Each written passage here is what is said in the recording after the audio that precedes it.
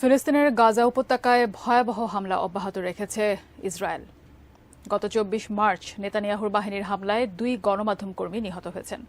তাদের মধ্যে একজন আল জাজিরার সাংবাদিক হোসাম সাবাত। ইসরায়েলি হামলার ভয় উপেক্ষা করে সহকর্মীদেরকে চাঙ্গা রাখতেন এই সাংবাদিক। মৃত্যুর আগে ফিলিস্তিনিদের উদ্দেশ্যে এক আবেগঘন বার্তা দিয়েছিলেন হোসাম সাবাত। কি বলেছিলেন আল জাজিরার এই সাংবাদিক? বিস্তারিত শেখ ফরিদের রিপোর্টে।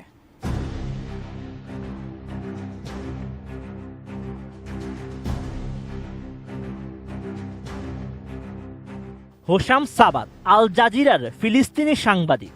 ইসরায়েলের হামলায় মাত্র ২৩ বছর বয়সে শহীদ হলেন তিনি। মৃত্যুর আগ পর্যন্ত ফিলিস্তিনের লড়াই সংগ্রামে নিজেকে ওতপ্রোতভাবে জড়িত রেখেছিলেন। গাজায় ইসরায়েলি বর্বরতা শুরুর পর থেকে ১৮ মাস ধরে এক অমানবিক জীবন কাটিয়েছেন নির্ভীক সাবাত। বারবার মৃত্যুর সম্মুখীন হয়েও এক মুহূর্তের জন্য দায়িত্ব থেকে পিছপা হননি তিনি। সামাজিক মাধ্যম এক্সে দেওয়া প্রতিটি পোস্টে তার ইসরায়েলি হামলার মধ্যে নির্ভীক দায়িত্ব পালনের লক্ষ্য বহন করছে।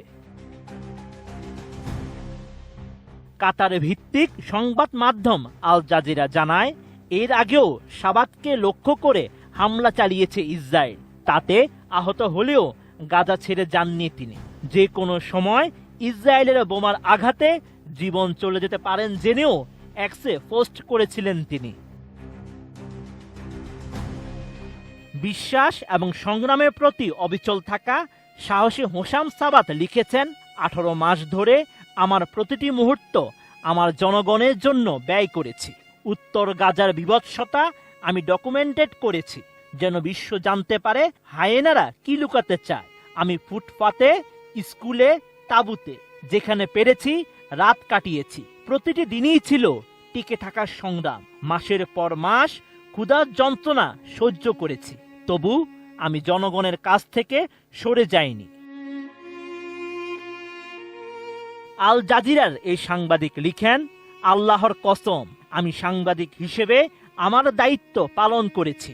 সত্য প্রকাশ করার স্বার্থে আমি সব রকমের ঝুঁকি নিয়েছি। এখন অবশেষে আমি বিশ্রামে যাচ্ছি।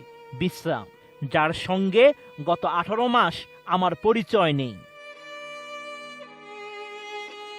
এসব কিছু ফিলিস্তিনের স্বার্থেই করা হচ্ছে উল্লেখ করে সাবাত লিখেছেন, আমি এসব করেছি কারণ আমি ফিলিস্তিনে বিশ্বাস করি।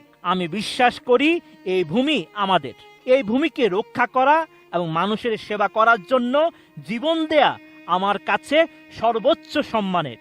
আমি এখন আপনাদের বলি, গাজা নিয়ে কথা বলা বন্ধ করবেন না। বিশ্বের দৃষ্টি অন্যদিকে ফেরাতে দিবেন না। যুদ্ধ অব্যাহত রাখুন। আমাদের কথা বলতে থাকুন যতক্ষণ না ফিলিস্তিন স্বাধীন হয়। ইসরায়েলের বর্বর হামলায় এ পর্যন্ত ৫০,০০০-এর বেশি ফিলিস্তিনি প্রাণ হারিয়েছেন এবং ২ শতাধিক সাংবাদিকও নিহত হয়েছে। পুরো গাজা এখন নেতানিয়াহুর বাহিনীর দ্বারা নরকে পরিণত হয়েছে। প্রতিদিন হোসাম সাবাতের মতো তরুণ, নারী ও শিশুরা নিহত হচ্ছে। এদিকে হামাসের দোহাই দিয়ে যুক্তরাষ্ট্র বরাবরই মতোই ইসরায়েলের পাশে দাঁড়িয়েছে।